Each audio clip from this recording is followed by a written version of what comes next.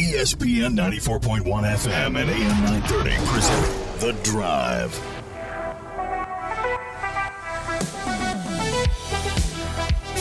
It is Tuesday, October 25th. Your drive begins now on ESPN 94.1 and AM 930. I'm your host, Paul Swann. Thanks for tuning in. We are here until 6 o'clock. We'll take your text this hour, 304-396-TALK, 304-396-8255. Today's the day. Charles Huff presser earlier this afternoon. We got the highlights. Getting set for Coastal Carolina, the opponent this week for the Thundering Herd. So we'll get into all of that with you. We'll get your text in. As I mentioned, we'll take your phone calls as well. 304-396-TALK, 304-396-8255 for text, 877-420-TALK, 877-420-8255. So Coach Huff's presser coming up. If you watched a little bit of it today on ESPN Plus, for those of you who don't have ESPN Plus, it's there. Of course, we're still going to have the highlights for you. Texter wrote in earlier after watching and said Huff was chippy at today's presser. Had some attitude. Cue the 6:20 mark. Wonder where that came from. Look forward to today's show. I appreciate that. He was joking a little bit about a few things. I know that. There was one part of the presser that I just edited out because he was talking about how we as the media, how we were experts, we're smart. Yeah, he's kind of ribbing us a little bit. I'm going to spare you that.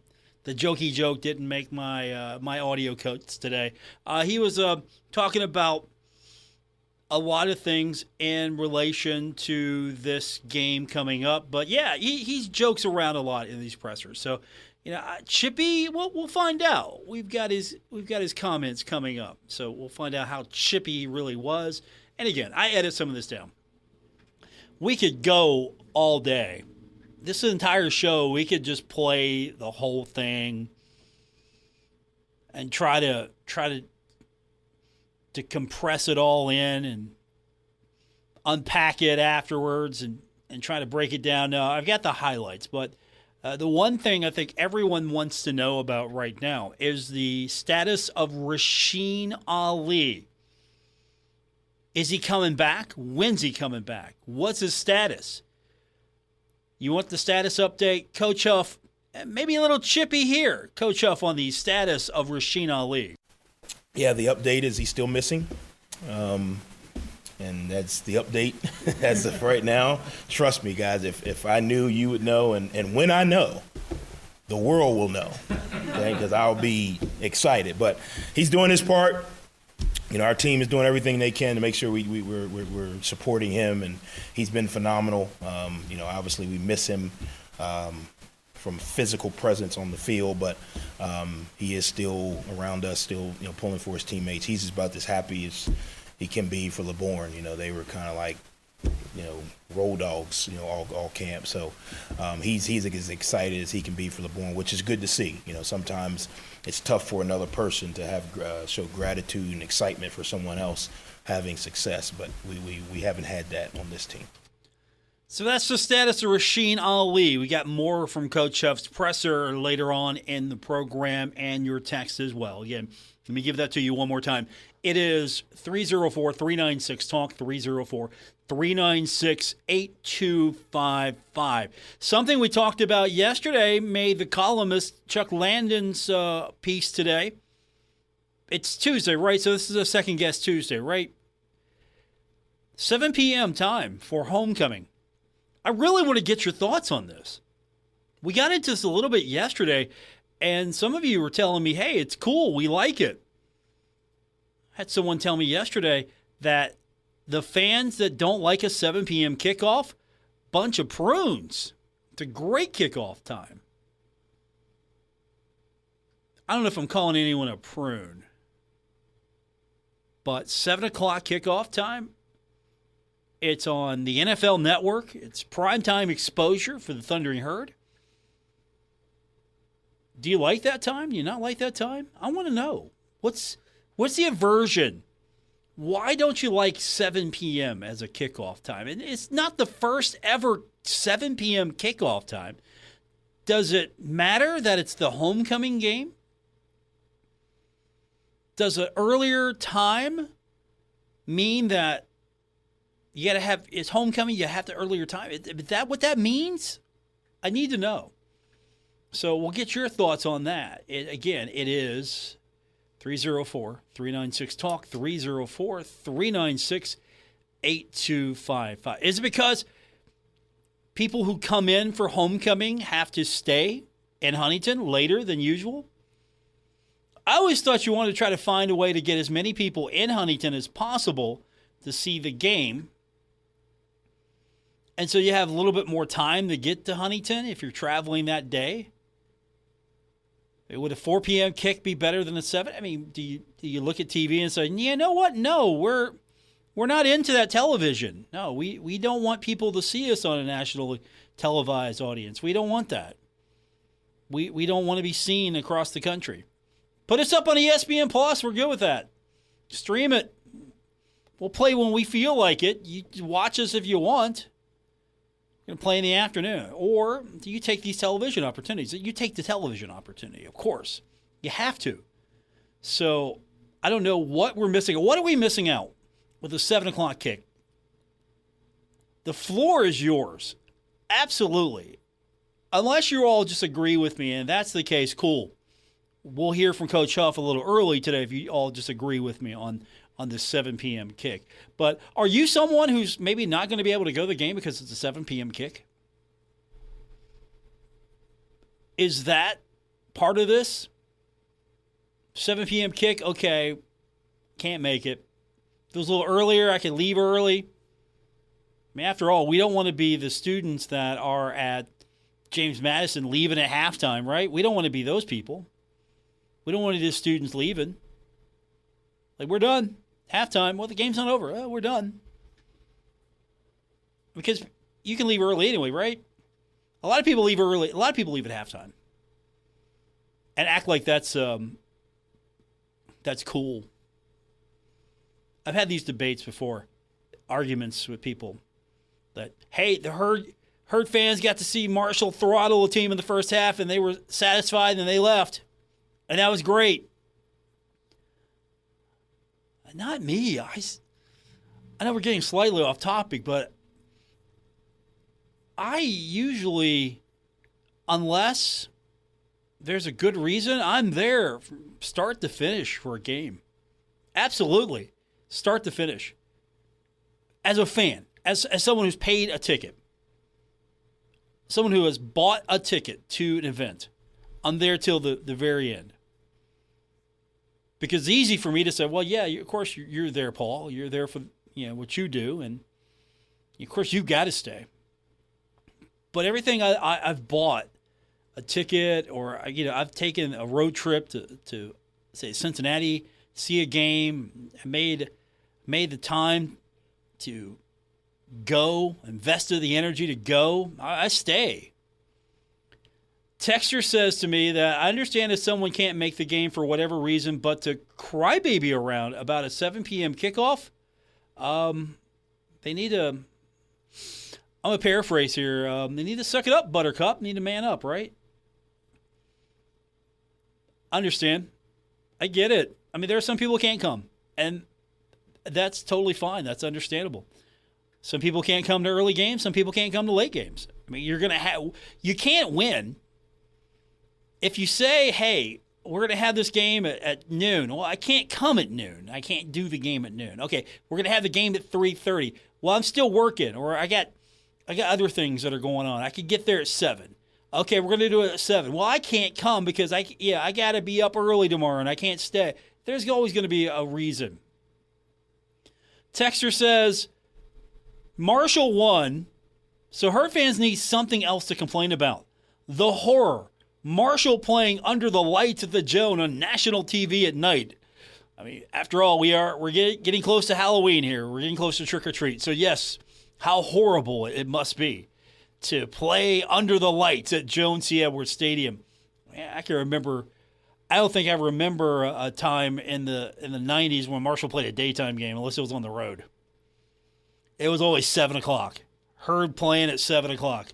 Like, what are you doing Saturday at 7? And what, going to see the Herd game.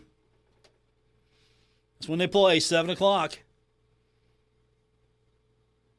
Coach Huff, we got his comments. We got more of yours as well. 304-396-TALK, 304-396-8255. Coach Huff, his comments when we continue getting set for Coastal Carolina, and we'll have it here on ESPN 94.1 and AM 930. Do you like the show and you want to make your own? Well, let me tell you about Anchor. It's free. There are creation tools that allow you to record and edit your podcast right from your phone or computer.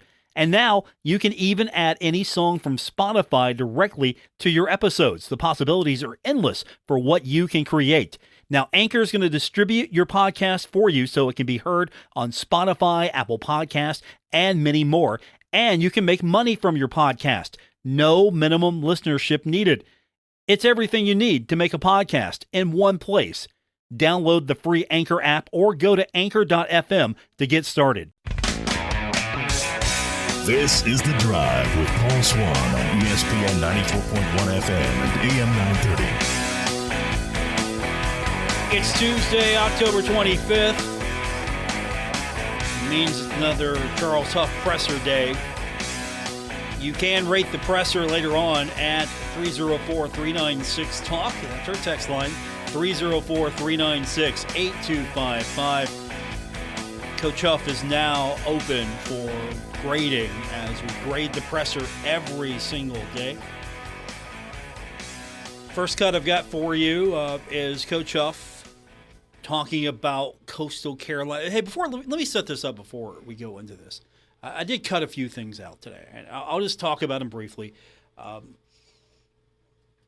The Herd's doing some stuff again for breast cancer awareness and for cancer research, and they're pulling together funds. They're not going to come out and wear the pink ribbons, and Coach Huff has talked about this before. He doesn't think that the uniform is a costume, so they don't do things like that, and I mean, the uniform's a uniform, so he doesn't have that sort of visible, hey, let's bring awareness to something. They like to do things that are a little bit more tangible. So he talked about that early, and then when we got into the Coastal Carolina game, he talked about in his early remarks about what Coastal Carolina does on offense. And they've got a heck of a quarterback in Grayson McCall. He's getting a lot of attention. He's a veteran, national attention. Some say he might be a Heisman candidate, or at least be someone for consideration. I do have a Heisman vote. I am keeping an eye on him, looking at him as I am some of the others that are in college football. So Grayson McCall, in my mind, is a Heisman hopeful. And Coach talks about what Coastal Carolina does on offense. I think they do a wonderful job of scheming. It's triple option, but it's shotgun, but it's really, really good quarterback. It's really, really good players. It's different, from a schematical standpoint of what you guys see every week. So from a defensive standpoint, we're going to have to be a lot more locked in, disciplined to our responsibilities and where our eyes are. You would love to say, well, you guys play Navy, and it's totally different than Navy.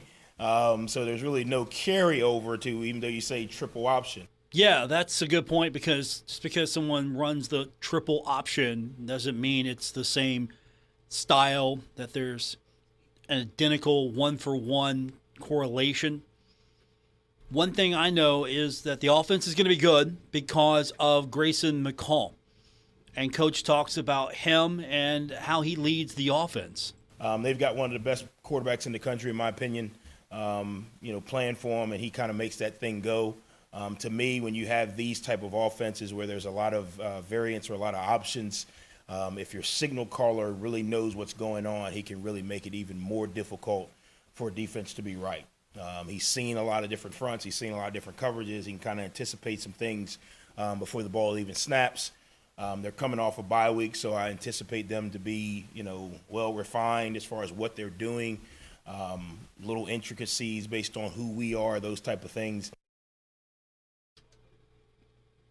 Coach also talked about, in his earlier remarks, about this week they got to play disciplined football. And I think that is something you have to do every week. But he stressed that today, that the team needs to continue to play disciplined football. I think we've got to do a really good job of playing disciplined football. We got to stay composed. We got to stay focused.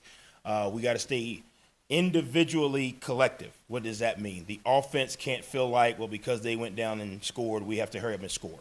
The defense can't feel like, well, because our offense didn't score, we've got to get a shutout or we've got to get a pick six. We've got to play individually collective, meaning defense, you got to go out and do your job play after play after play. Offense, you got to come out and do your job play after play after play. Special teams, you got to do the same thing. And then at the end, if we do that effectively enough, we'll be where we want to be. So a lot of times you get caught in these situations where, and you've seen it even with Coastal, they've been in some games where they've been up a couple scores and teams have kind of worked their way back. They've been in games where they've been down a couple scores and they've worked their way back. So, again, I think it's a really big opportunity for us. Really excited about where we are at a preparation standpoint today. We got a lot of work to do to get ready for Saturday. A lot of work to do.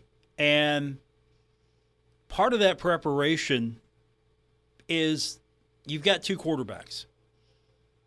So you have an opportunity to give your defense some different looks. And one of the questions that was asked of Coach was about that triple option, about having the two quarterbacks to prepare, because Colombi, when he's available, gives you a different look than Fancher.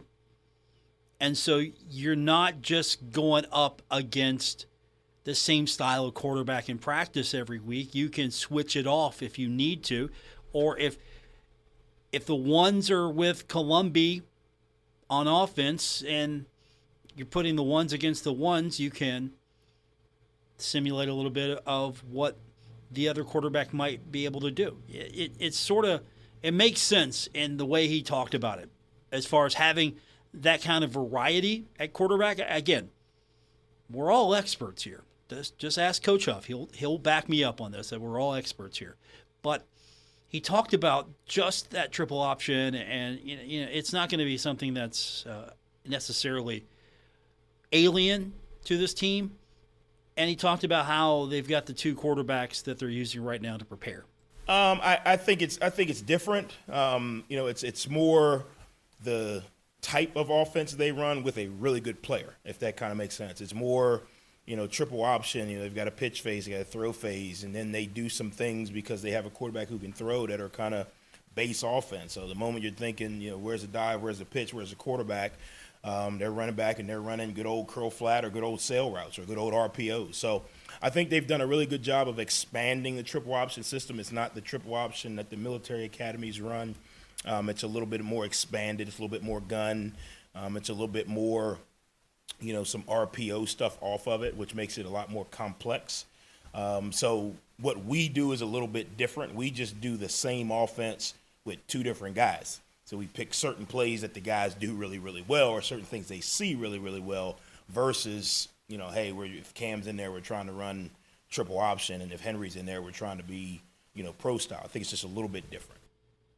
Coach Huff talking about what the two quarterbacks give him. And finally in this segment, the guy that we're all going to be talking about on Saturday, Grayson McCall, quarterback for Coastal Carolina. He's getting a lot of attention. He's getting a lot of praise. The word Heisman hopeful, or the phrase Heisman hopeful, comes up when you talk about him. Is he a Heisman hopeful? We're going to find out Saturday what he looks like in person and how he compares to Marshall's defense. We'll know a little bit more about him. But I wanted to know from Coach, what makes Grayson McCall so special? And I kind of felt energized after hearing Coach Huff, because I felt like some of the things that Grayson McCall's doing, I do on a daily basis. He wakes up every day and he probably goes to class, and God's blessed him with a really, really good skill set. I think one of the things, he's really confident. I think he's confident because he knows the system. I think he's confident because he's an experienced player. I think his confidence comes from his experiences. They've had a lot of success in that program. He's been around a lot of really, really good players. The total understanding of what they're trying to do, to me, really helps him. I would assume, I don't know, I would assume him and coach have a really good relationship, and they can kind of see the plays develop together. You know, he can kind of already come to the sideline and say, hey, this is what they're doing defensively. Let's go to this. So I think, again, the experience level in this world that we live in, you know, with the portal, to get a quarterback that's been in the same system this long is rare.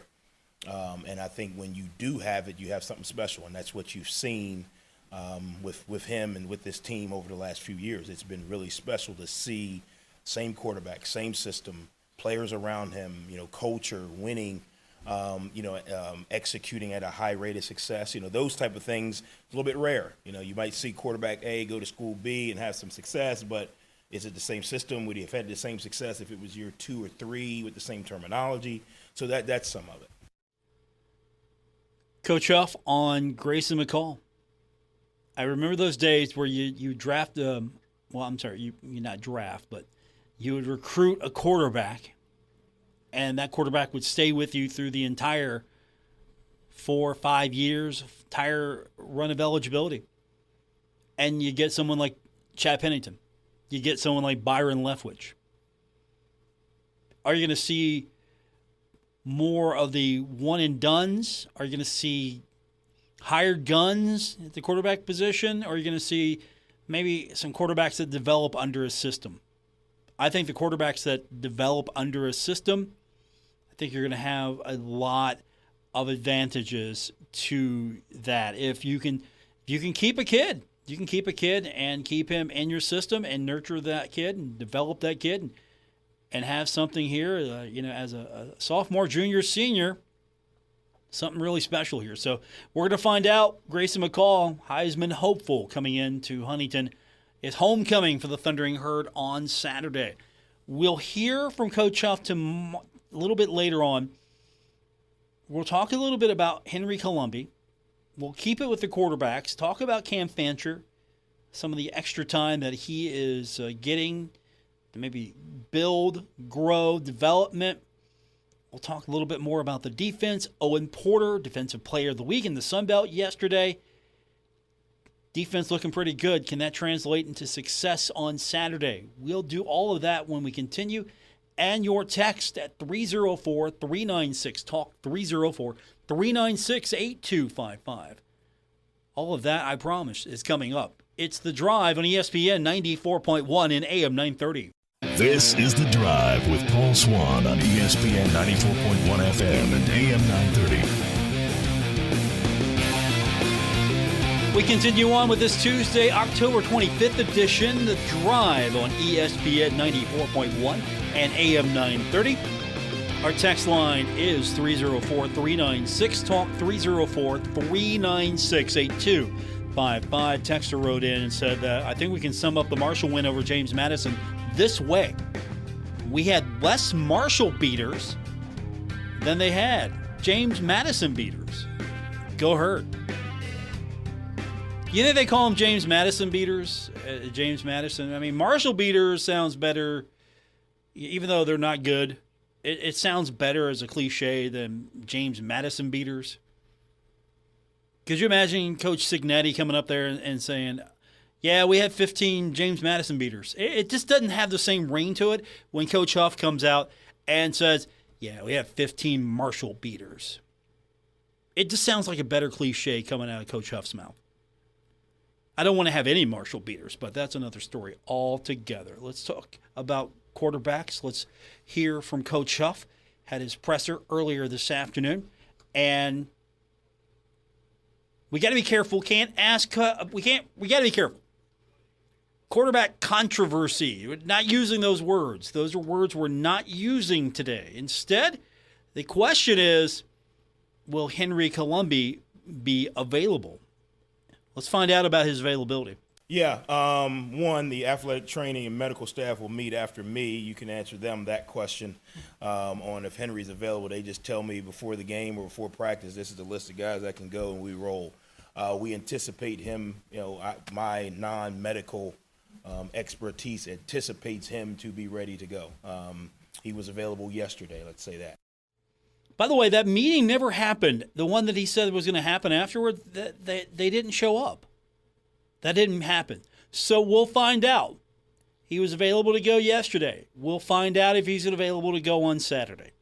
But with that said, Cam Fancher was your starting quarterback against James Madison, and he was asked about, Coach Huff was asked about, him having that extra time to develop, to build, to go out there. Instead of being the guy called in, dialed up for a certain play, you're the starter. This was his first start. Not his first game, but his first start as the quarterback. And Coach talked about him and how they're using that extra time to work with him to build, and how he's using that time as well. From Cam's perspective, it's kind of like being the starting pitcher versus being the reliever. When you're the reliever, you sit in the bullpen a little bit, and phone rings, you get up, you get loose. You're going to come in for a couple pitches. They want you to throw to a couple guys, or they may want you to go a couple innings.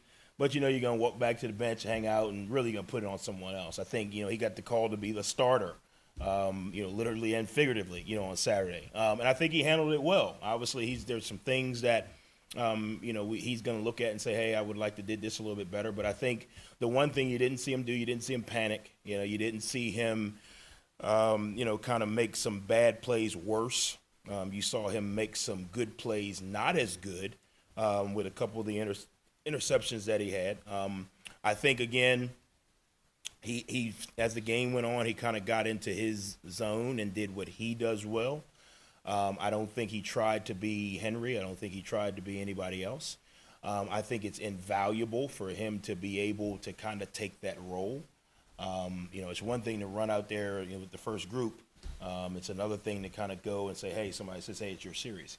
So I think it'll be helpful. I think we can build off of it, and as we continue to plan and address what issues defenses have and how we can attack them, that will determine, who's able to play more or who's able to do more or less. So I think it's really good. I think it will be helpful to him moving forward. I think it'll be helpful to us because there's some things that you just can't predict in practice. You get in the game and, you can say, hey, they run this blitz, this coverage, but some things you can't predict. I think even managing the game, I thought one of the things that we did better in the second half is our tempo was better. Getting up to the line, getting the ball snapped, cadence, all of those things. I think just kind of walking the ball down the field from a quarterback perspective, understanding first down, second down, third down, when do I throw it away? I think sometimes getting hit as a quarterback is helpful, not to try and hurt someone, but just the speed of the game. You can't really replicate that in practice. So I think it was really good. I thought he did some really good things. Obviously, we looked at the game yesterday in our kind of preview or review before we previewed. There's some things that he'd like to have back, and there's some things that he's like, man, what was I thinking? And then there's some things that we said that was really, really good. So felt good about it. We took the long way around, but we got a good breakdown on Cam. Hopefully he gets a little bit more of an opportunity. I know Columbia gives you some things. Cam gives you some things. If you're going with Columbia, let's go with Columbia all the way. If you're going with Cam, let's go with Cam all the way. Again, I'm just a guy on a radio show talking about Marshall football with you. Defense, let's talk about, I think, what we all can agree on. The defense looked good. The defense had a fantastic performance. The defense helped win that game, kept the offense in the game because the defense was spectacular. Question to Coach Huff: how much does the strong defensive performance help for Saturday? Yeah, I'm not sure if it helps or not. Hopefully I can get my guys to understand that human nature is the biggest enemy to success. You have success, human nature tells you you're better than you are. You have success, human nature tells you don't have to do what you did to have that success because you got it. So we talked to our guys yesterday about fighting that feeling. I don't know if it was or wasn't, but hopefully we've learned over the past that, when we kind of look back at what we did and not what we need to do, we struggle. So hopefully that was one of the things that I challenged the leaders to really think about. Don't think about what we just did, think about what we need to do. And hopefully we can move forward and think about, okay, yeah, we did play really, really well, but how can we play better? I used Owen as an example, defensive player of the week for the conference. Yeah, I did have 3.5 sacks. How can I get 5? or how could I have been better on the ones that I didn't get, or what areas of my game do I need to improve. Good players want to be told what they need to do to improve. Bad players just want to be told what they want to do, what they did well. So hopefully we can use that to say, yes, we did do really, really well, but how can we be even better? How can we eliminate the switch go verticals where we didn't have the guy overlap and we didn't have the guy in the middle of the field and they get a touchdown? How can we improve on that? So hopefully we've learned from our past, and hopefully human nature will not be the enemy to the success we just had. Human nature, the enemy of success. That's an interesting thought process there. So keep that in mind as your grading coach. Again, always open to grade the presser. 304-396-TALK, 304-396-8255. That was very help book like. That was self-help book stuff right there. That was pretty good. Coach was asked about Owen Porter's performance. Sort of ranking time now. Guy has a great performance. Questions to ask. Coach, great performance. Where would you rank that performance? You really think he's going to come out and go, that mediocre performance. Great for him. I've seen better. No. But he did talk about the performance and the defense a little bit more. Yeah. One, I think, obviously, I've said it before, I love Owen Porter. He kind of embodies what I believe is a Marshall football player and what this community and this university is all about. Secondly, I think whenever you have individual success, it usually stems from team effort. And we talked about it all week. I think one of the things we've done a really good job of this year is we've done a great job of rush lane discipline. Last year we got in some situations where everybody was rushing to get a sack, and we weren't always as disciplined being in the lanes.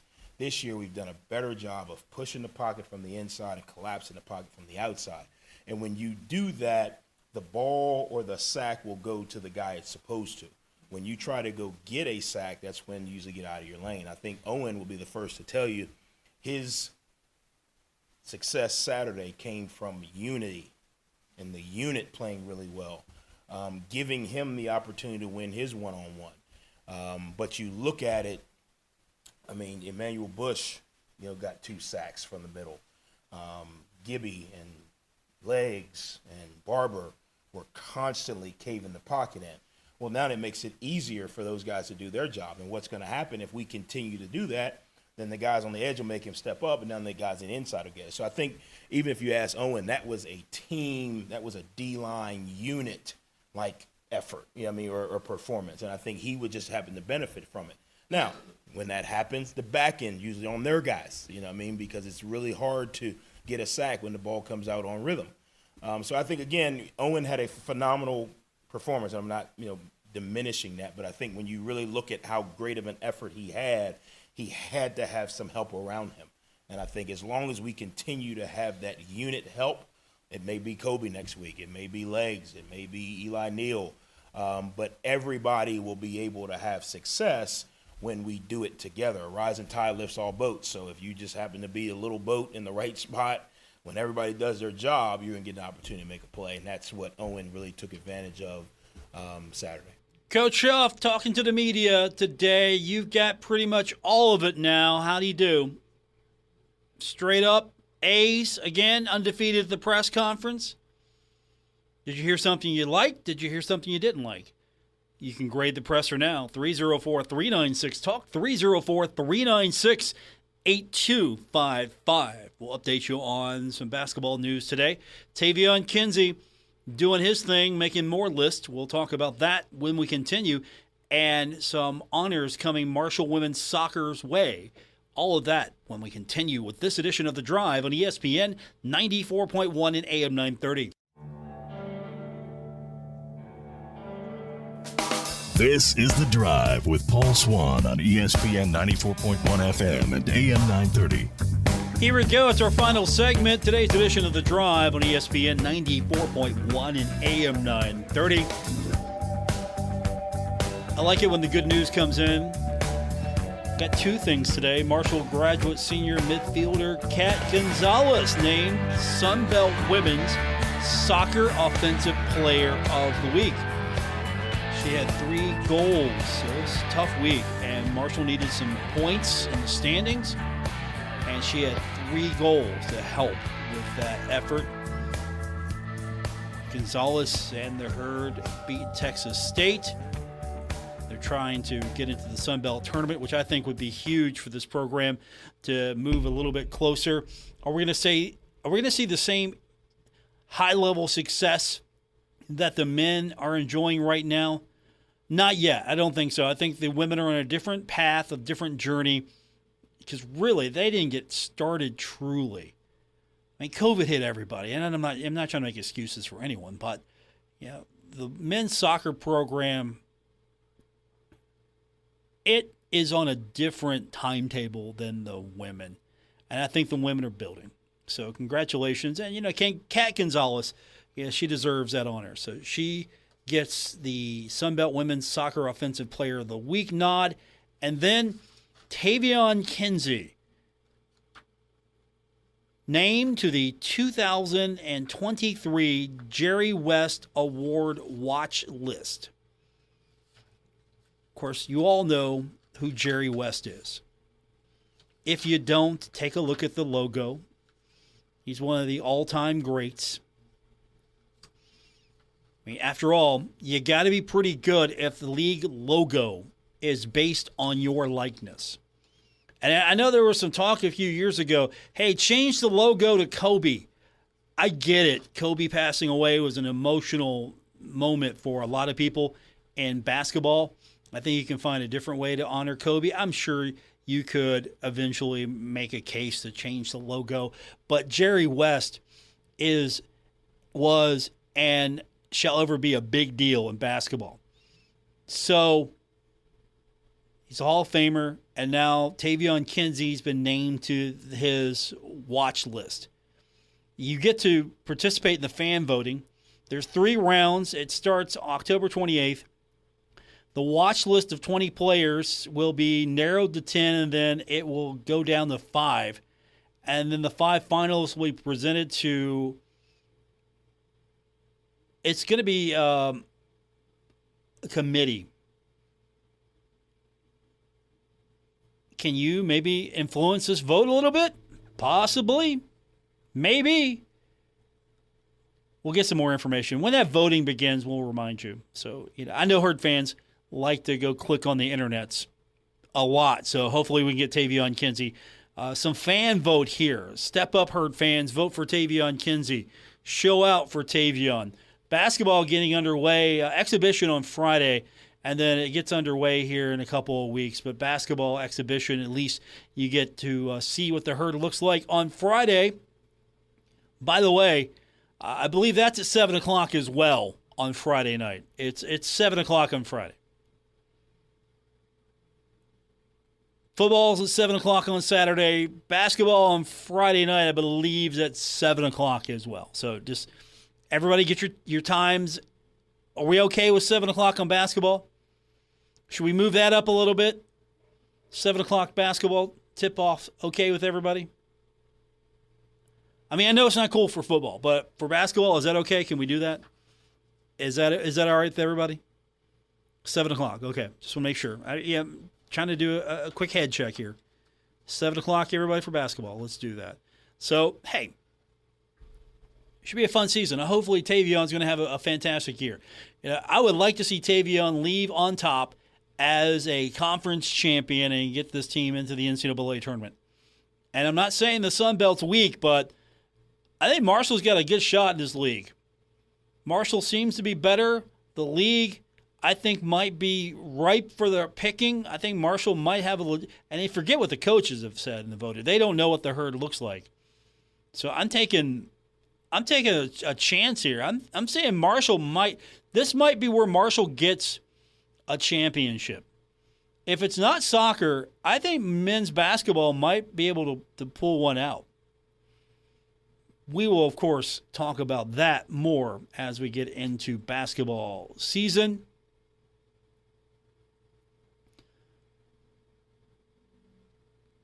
Thundering Herd soccer ranking. I just got a text. It looks like the top 25 is out.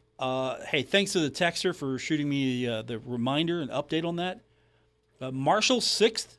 Is this right? Marshall 6th in the soccer rankings? I think that's right. Kentucky's 2.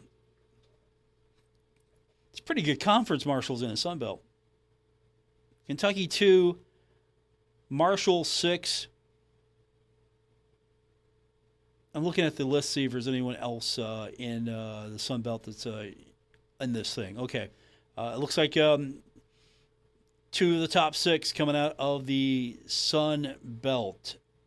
Okay, so I appreciate the texter sending that to me on the text line. And again, we'll get more of your text in tomorrow. I appreciate every single one of you. Okay, yeah, here it is. 13 minutes ago, just released. Kentucky 2, Marshall 6.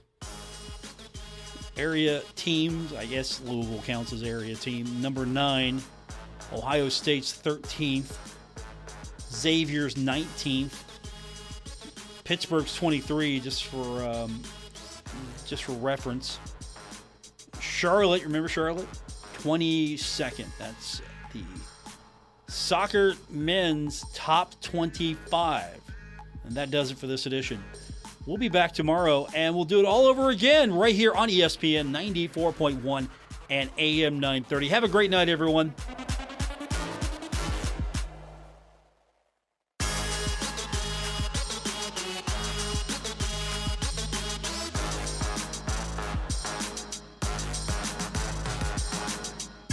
WRBC Huntington, W227BS Huntington, your flagship home of the Marshall Thundering Herd and The Drive with Paul Swann, ESPN 94.1 FM and AM 930.